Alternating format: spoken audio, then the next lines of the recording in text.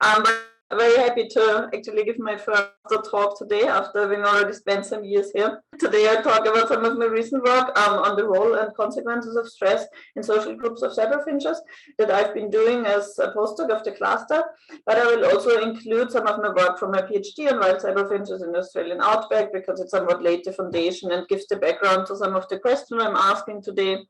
And yeah, because I have never shared this work at the cluster actually, and I will also give a little bit of an outlook on some of the cool work that is planned for the next phase of the project at the cluster. So at the cluster, the AVON stress project is made up of a very interdisciplinary team that collectively investigates the role of physiological stress in animal collectives across species. So the team includes the psychologists that have the main focus on humans, led by Petra Wirtz and Jens Prüssner, the immunologists specializing on mice as a study system, led by Markus Greutrup, and I'm looking into avian systems together with Damien. And altogether, we're investigating the dynamics and consequences of stress in those different vertebrate groups. We're also looking for common pathways and shared patterns that might point us towards universal mechanisms based on this evolutionary, quite deeply rooted stress response. So what is stress transmission? Imagine that you're meeting a friend or a colleague and they're telling you how they just got into a horrible argument with someone, they get a big grant rejected, or whatever sounds stressful to you, but basically things are not really working out for them, so they're stressed. Or imagine going to a conference, watching an extremely stressed speaker very nervously delivering a talk. So what happens to us when we interact with or observe a stressed person?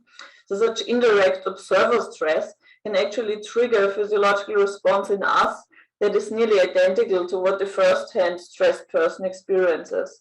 And the physiological contagion that is happening here is something that we call stress transmission.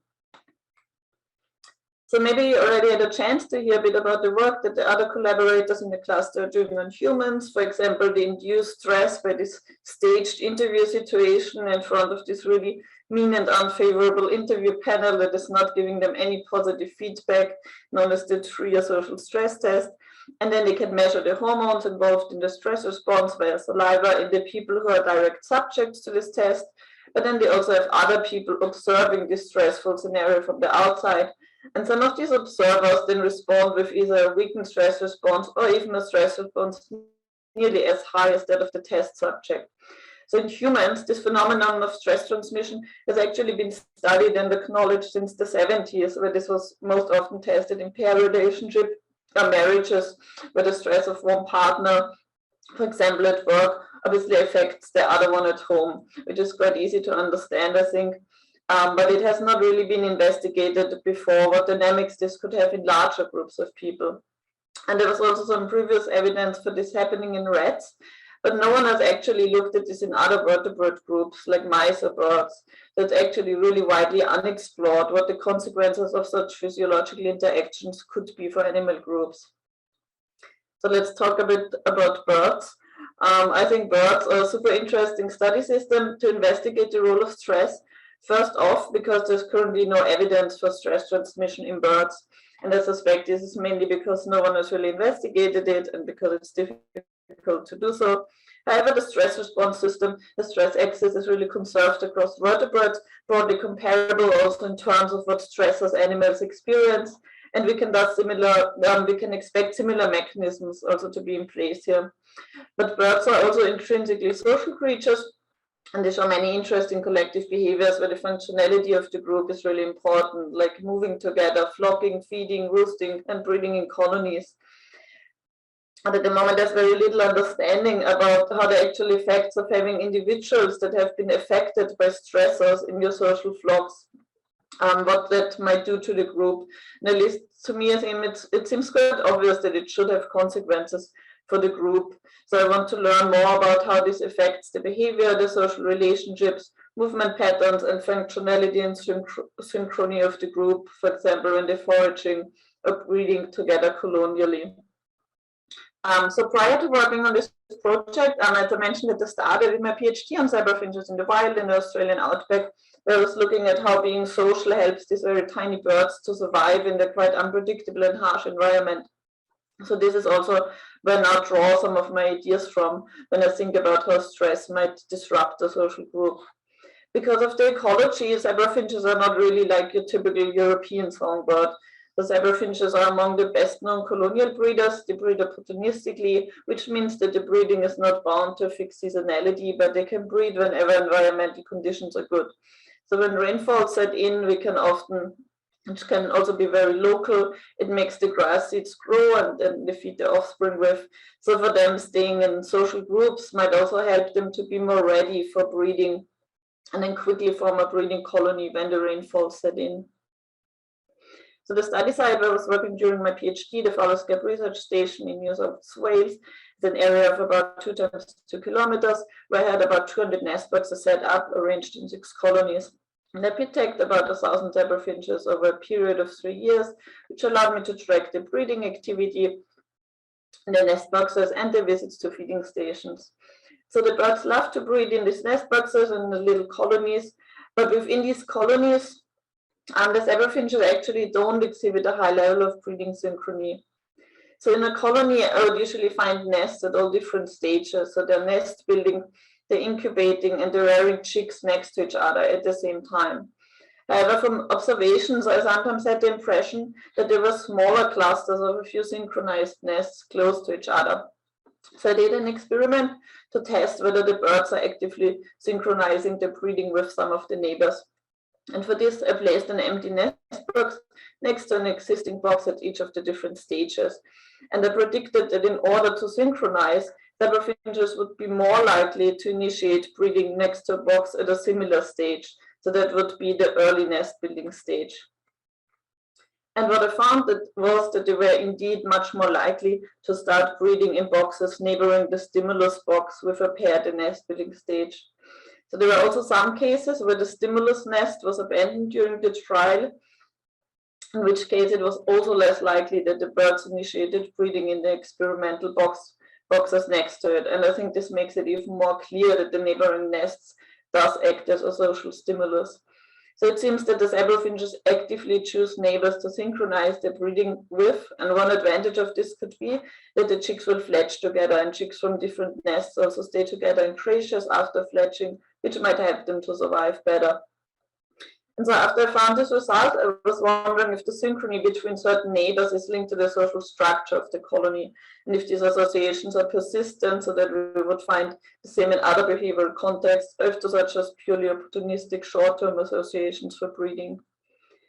So I looked at the social networks outside of the colonies and also outside of the breeding period to understand who's foraging together and how they are associating in these feeders that we put up. And I found that the neighboring pairs with higher breeding synchrony have stronger social bonds than expected by chance in the feeding context, which is not the case in the less synchronized breeders. And this was true in one breeding period in the first year, but also after 8 months with no breeding activity in between in the following year, the social bonds of those birds that had bred more synchronously in year 1 were still stronger. So the birds that had bred together synchronously also feed together outside of the colonies. It seems to be a quite persistent social association. So the breeding dynamics in these colonies are strongly linked to the social structure even outside of the colonies. And additionally, to these dynamics in the colonies, who the individuals associate with might also be shaped by other individuals' traits like the social phenotype or physiological states. And some of these aspects of the social behavior that can actually be shaped very early in life already. So to test how stress exposure during the nesting phase shapes how the birds socialize later in life, we used sibling competition as a natural stressor. So I manipulated brood sizes to 6 or 2 chicks per nest, both in the range of natural Cyberfinch brood sizes. And after these chicks fledged from the nest, I followed who they were foraging with and associating with in these feeding stations. And I found that the chicks that were exposed to high levels of sibling competition foraged with more individuals, they were less choosy in their associations, and they held more central positions in their social networks, all of which might prepare them for becoming independent early more easily after growing up in a potentially difficult environment that it might be good to escape from. And these are the same results that were found in a lab study prior to this work, where chicks were fed with corticosterone instead of the sibling competition as a stressor. So what we can see in these examples is how all these processes are strongly interlinked. And this idea is also summarized in this review that came out of our lab last year on the feedback between the individuals and the society. Also how the social structure and the processes emerging from it reflect back on the individual.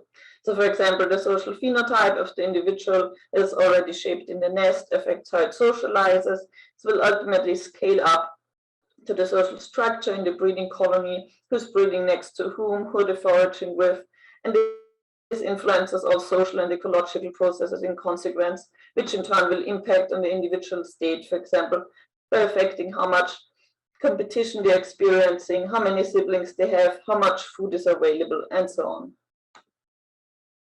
So now I've already talked, so in this last example, in particular, we've seen the role of stress on a more long-term level, but it can also obviously have short-term impacts. I've already given some examples of the role of stress in some situations, and I haven't really given a definition of stress yet. So we can say in a very simplified version of what is happening, that most animals operate in a state called homeostasis, where life-sustaining parameters like blood pressure and glucose are held in this narrow but life-sustaining range. We can basically see as a dynamic equilibrium. It's not totally set. There's some room to wiggle and adjust to changes like the daily rhythm or seasonality. But a certain environmental stimulus that I will refer to as a stressor can also threaten this balance to beyond the healthy range. And this period where this physiological range is threatened or changed from the homeostatic balance I refer to as stressed. So these environmental stressors can come in very many different forms. It could be social stress like aggression, giving a public talk, predation, forms of pollution, starvation, and so on. And especially living in this rapidly changing world that we do impose a lot of novel stressors on animals that might make chronic stress in wild animals more common. And in fact, a few decades ago, people have argued whether chronic stress in wild animals even exists. But I think that, sorry, I'm clicking too much. But yeah, I think that this thinking has changed now, and it's more acknowledged that we do impose stress on animals. So, but bottom line, there are very different stimuli that can act as stressors, and they do not necessarily have the same, but very similar physiological outcomes. That is, that this trigger the stress response. The stress response has two main pathways. So there's the more immediate fight or flight response of the sympathetic nervous system, releasing adrenaline, noradrenaline, amongst others, which leads to an immediate effect on heart rate, blood pressure, and so on. But this we will be thinking less about today, because I've been working a bit more with midterm to chronic stress. And here we should think more about the slower operating neuroendocrine system. There's basically a hormone cascade originating from or orchestrated by the hypothalamus via the pituitary and the adrenal glands. And while there are many hormones and complicated interactions involved in this process, one endpoint, one outcome is the release of glucocorticoids like cortisol or corticosterone. And while these are often referred to as stress hormones for the role in the stress response, they're actually metabolic hormones that just take an important role in the energy balance of the body, and also an important role in really many everyday life functions. So this was just for some background. Now I'm gonna jump back to the stress project at the cluster. Yeah, and because so there was and is so little known on the role of stress in social groups, I started by putting together a review and perspectives paper on the social transmission of stress in animal collectives to just outline some of these ideas on whether and how the presence of stressed individuals in a group affect the behavior and performance of others. So some of the ideas that I think are important to consider is that obviously a group is made up of more or less heterogeneous mix of individuals that each have their own attributes and prior experiences. So they will at least somewhat differ in the movement patterns. They'll have different sensitivity to different stressors and different coping styles. personalities, and so on. So not every individual is equally likely to encounter a stressor and to react to it with a stress response. So I think it's reasonable to assume that some individuals might observe a predator and not others, or that some are more disturbed by noise or other changes in their habitat than others. And we end up with a group where some individuals are stressed. So in this group, stressed individuals could then either directly signal the presence of a stressor, obviously via a call or pheromone or changes in behavior, but an elevated stress state could also be perceived by others without this direct intent and more as a form of inadvertent social information. It could be acquired via more indirect cues like changes in vigilance or increased breathing rates that are perceived. So stress could then spread among social affiliates via social transmission. And this could amplify the effects of stressors then in the group by impacting social interaction, social dynamics, group structure, or the collective performance of the group with potentially very far-reaching consequences. Physiological transmission doesn't necessarily always lead to an upregulation of stress. Social bonds, especially with individuals that are deemed reliable partners, can also facilitate recovery from stress, which is known as social buffering, and it could attenuate the consequences of stress in a group. So different outcomes are certainly possible and can depend on various factors. And whatever the outcome is, you can expect that the changes this inflicts on the structure and performance of the group will also feed back on the individual and might lead to a different outcome if an individual then encounters another stressor in the future.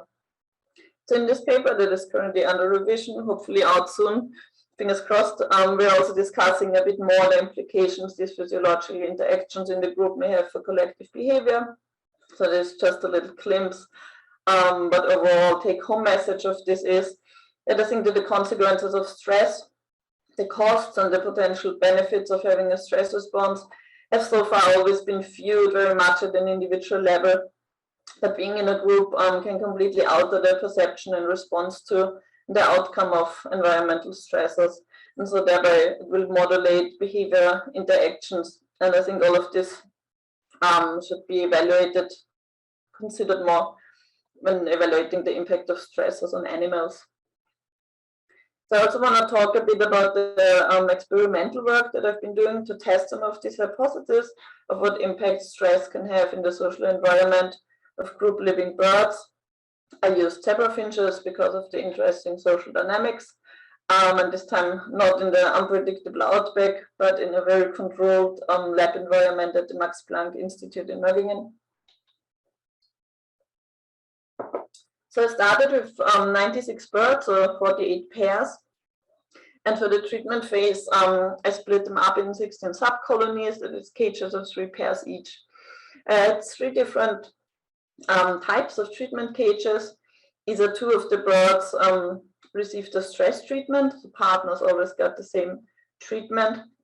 Or many of the birds were stressed, that was 2 of the 3 pairs, or none, that is the control cages to establish baseline behavior. 1 pair in every cage was randomly pre-assigned as the focal pair to measure social stress effects on. And this treatment phase was repeated in 3 rounds, where every bird was once stress treated, once a control bird, and once a focal bird. So for the stress treatment, I used 2 approaches. One is a hormone implant releasing corticosterone over 14 days, and the other is a behavioral stress paradigm to mimic a more natural stress encounter.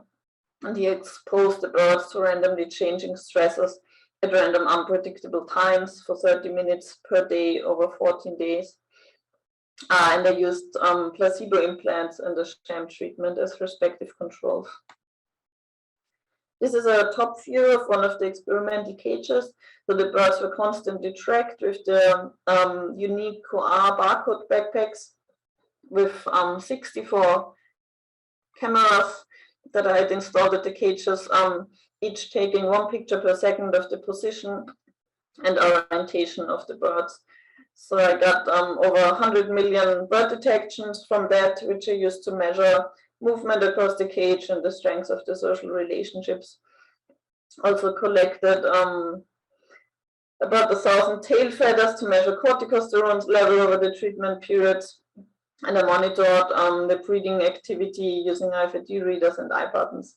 I will not talk about all of this today, but I will show you some selected results.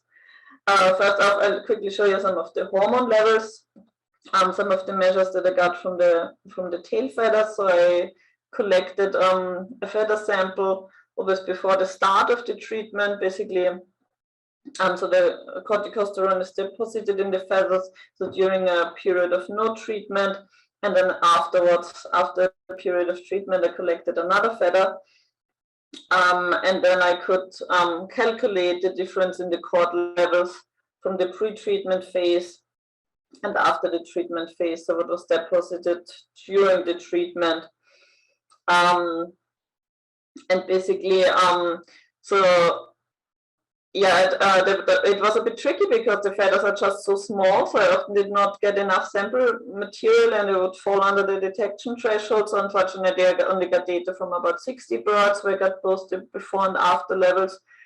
But it's basically going in the direction that we expected. So it is showing the difference in hormone levels in the feather collected before and after, and positive values above the line show an increase in corticosterone deposition during treatment, which we see in both of the stress treatment groups. So there's the stress treatment group from the behavioral treatment, and from the implant group, the corticosterone implants. So they were both on average increased afterwards, and the control groups, the sham treatment and the placebo implant, did not show an increase, but we do see, as always with hormone levels, quite a bit of variation, which is to be expected. But it's just a bit of a proof of concept that the treatments also did have some impact on the hormone levels. But I think more interestingly, the other measurements that I will present now.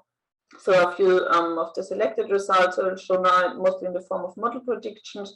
I was testing the effects of the treatment condition on body condition as a physiological response, movement variable as an activity measure, and the breeding performance and synchrony as a reproductive measure. So in these results that are coming now, I will always first on the left be showing the direct effect of the stress manipulation, because I did not always have a clear prediction how, for example, movement would change under stress. So I first tried to get this baseline of the effect where I expected the strongest difference. And on the right, I will show the effect of the stress composition of the environment by using the number of stressed birds in each group as a predictor, while obviously also considering the treatment each bird has received. So if the unmanipulated birds in these groups, if they show an effect from the environment, from the treatment of the other individuals that they were exposed with, so this could be considered an effect of stress transmission. And I expect that these effect sizes might also depend on the stress composition of the group, so whether 1 or 2/3 of the group are stressed.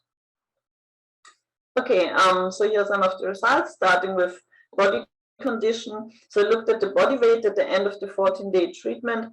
On the left, we have the behavioral stress birds, controls in blue, stress manipulated birds in orange, and on the right, the same for implant birds with cord and placebo implants. So birds lost about 0.6 grams over the 2 weeks in the stress treatments compared to the control birds with both of the treatment types. When we now, so this is just the effect of the treatment, and for the effect of the social environment, so looking at the number of stressed birds in the groups, there was a decrease in the end weight of the birds, with more group members being stressed in the group, but it was not significant, probably because the effect here is quite small, with 0.05 grams weight loss per extra bird in the group that was stressed. But behavioral stressed birds lost significantly more weight than the implanted birds here. So it's possible that the birds that behaviorally stressed are more likely to transmit stress. And so an obvious guess would be that those birds were maybe eating less. And yes, I do think actually that this was the case, because this is also suggested from the behavioral tracking data that I have. And in the implanted birds, it's actually reverse, but this could also be an effect of the metabolic hormone that the corticosterone is. So my next question was what happens when, how do birds move when they're stressed? So for the movement variables, I measured what the percentage of times birds were changing between areas of the cage within an hour. So basically hopping from one perch to the other. And I found that the stress-treated birds in yellow showed decreased movement compared to the respective controls. So for the area changes, we can predict almost 8% fewer area changes in stressed birds. And this is also similar for both behaviorally stressed and cord-implanted birds. So now what happens when there are more or less stressed birds in the social environments? All birds decrease the movement as a function of the number of stressed birds in the environment. And interestingly, birds that were already stressed themselves, that were also stress treated directly, responded most strongly to this social cue. So it could be a bit of a reassurance that it's reasonable to be stressed. And implanted birds additionally decrease the activity more strongly than behavioral birds. Finally, I looked at the reproductive performance, specifically when birds start laying eggs, because the timing is obviously important in AVON reproduction, and there was generally no difference in the propensity of breeding at all. So over 2/3 of the birds started laying eggs at some points. Implanted birds laid eggs faster than birds from the behavior group. They started laying 1.5, almost 2 days earlier, but there was no direct stress effect here. So there could be an effect of the surgical procedure overall, or the breeding might be very sensitive to disturbance, because I did also visit the control cages here once a day while I was stressing some of the other birds. And all of the birds, again, were affected by the social environment. So having one stressed bird in the group already delayed breeding all of the birds by almost half a day. But the implanted birds, again, were breeding sooner than the others. So even though there was no strong difference here in the group, it did somehow affect the reproduction. And last but not least, I looked at the synchrony and timing within the cages. So here I used the difference in days between the first and the last clutch in a cage when they were started. And now we have cages with outstressed birds on the left, where the maximum difference between clutch start is 2.5 days, and cages with stressed birds on the right. And we see that the difference in the behavioral breeding pairs, we see that the difference in the behavioral stress group became much larger, whereas the breeding pairs became actually more synchronized in the implanted group. This could be because they all just lay very quickly when the corticosterone treatment. And also interestingly, I started to see some results that actually the relationships between cord-treated birds increased, whereas behavioral stress birds, which is more of a psychological stressor, probably seem to disturb the synchrony and the relationships, which could indicate that the stress could impact on these complex dynamics with the socio-ecological processes also. So now I've shown some results on how the direct stress can certainly affect physiological parameters like body condition, activity patterns, and reproduction. This itself is not really so surprising, because we know that stress can affect individuals, and some of these aspects have been studied quite well on the individual level.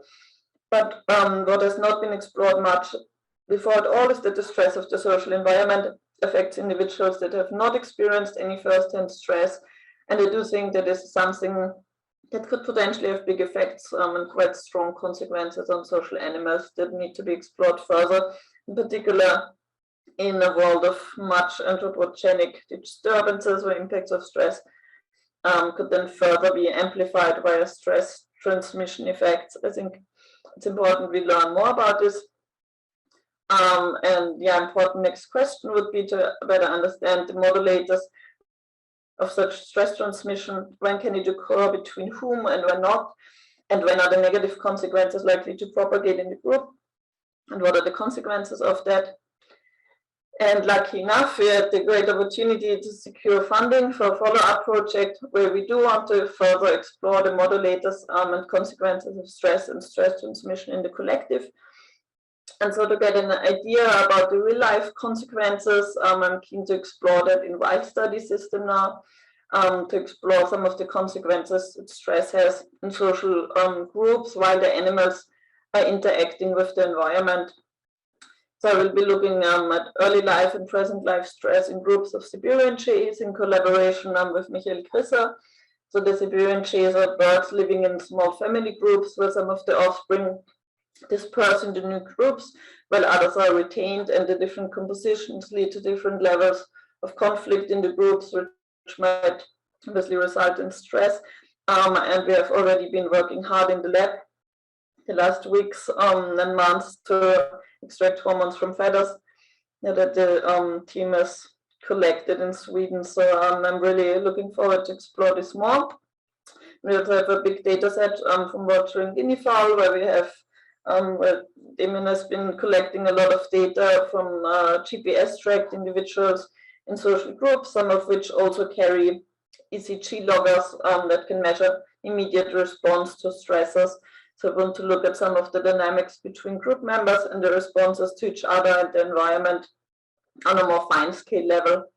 And last but not least, we also have the local created population and a PhD student, Salama to Akto, started monitoring the gastrointestinal parasites that they are carrying. And in the next step, we also want to take a closer look at parasite infection and stress level in connection with the foraging and social behavior in the winter flocks. So a lot of exciting things to come. I'm really looking forward actually to continue in this. And yes, I really want to thank the cluster for this great opportunity and the support that have been given here and that is still continuing. And of course, thanks to everyone else who was involved in this work. And thank you very much for listening.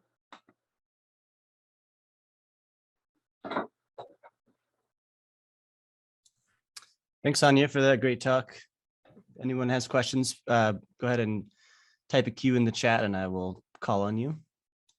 And I'll go first. Yeah, really cool, Hanja. I'm excited to read your review paper. I was wondering, I was wondering as you explained that what the model is for your understanding sort of the difference or lack of difference between stress contagion and social buffering. So I sort of think my understanding of social buffering was that the hypothesis as it's currently understood is sort of unrelated to the stress level of the individual that might be providing the buffering service. So do you think of social buffering as like the contagion of a lack of stress, or so kind of like the same process of social contagion, or is stress contagion and social buffering kind of two different processes?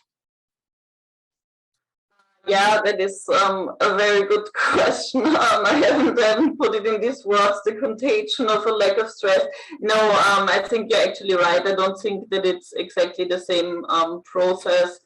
And yeah, I can understand that it might be a bit misleading the way I put it there, but it was basically just to contrast that it does not necessarily need to lead to stress transmission, but that social partners can also do the opposite, not the obvious.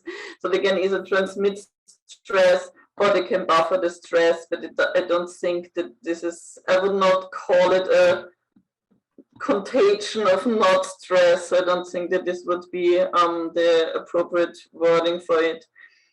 We don't know that well how the stress transmission works mechanistically, and it's probably complex multimodal process going on. And one thing is that with social buffering, so it's basically like a kind of comforting, where having like a support around lowers your stress levels. What has been shown is that it can raise the stress levels in the individual that is doing the buffering.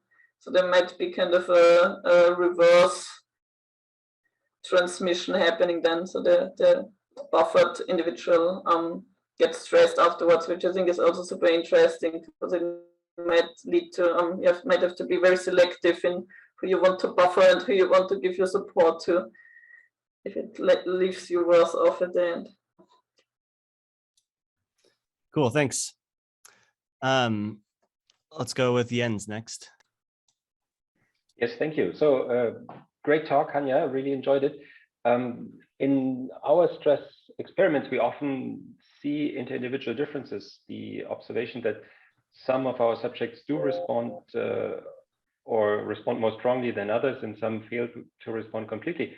And looking at some of the results that were not significant in your experiments, or showed large standard deviations, large heterogeneity within your individual groups. I was wondering whether you have given that some thought and some ideas on what might be associated with that. Yeah, this is actually I think I was gonna mention that somewhere, but it didn't make it into the final presentation now. But yeah, it's something that I actually took from some of the presentations from your group, that you actually have this distinction between responders and non-responders, and I think that this is very much what could be happening here as well. I just have not really wrapped my head around how to deal with this in the data. If we can just say, okay, these animals, if we have a mix and we, instead of saying, okay, on average there's no response, we will say we pull it apart and say these respond and these do not respond.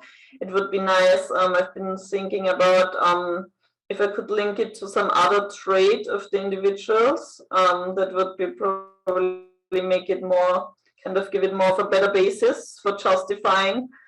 For example, that, I don't know, it could be something like the early life stress exposure also that primes them for later being susceptible to this. So yeah, I think this is something that we should probably have more discussions on, and something that is interesting and challenging in the data analysis. But I think it's a very relevant point, because also biologically I would not necessarily expect every individual. I mean, we don't expect every individual to respond the same to a stressor, so why should they equally be perceptive to stress transmission? I think it's a good point.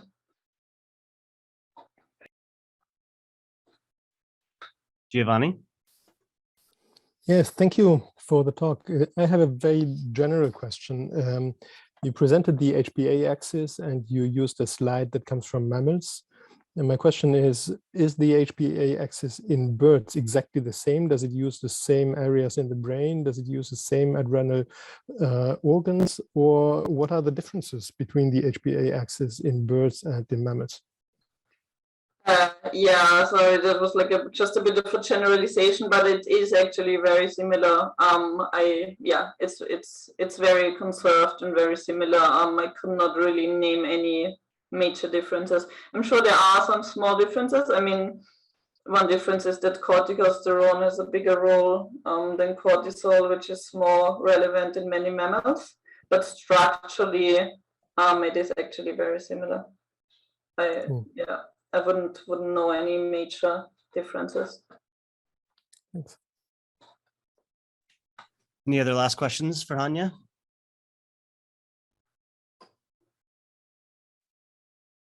All right, then. Well, thank you, Hanja, for the excellent talk, and goodbye, everybody. Thank you. Bye. Thank you so much, Eli. Thank you, Hanja. Thank you. Bye-bye. Bye, everybody.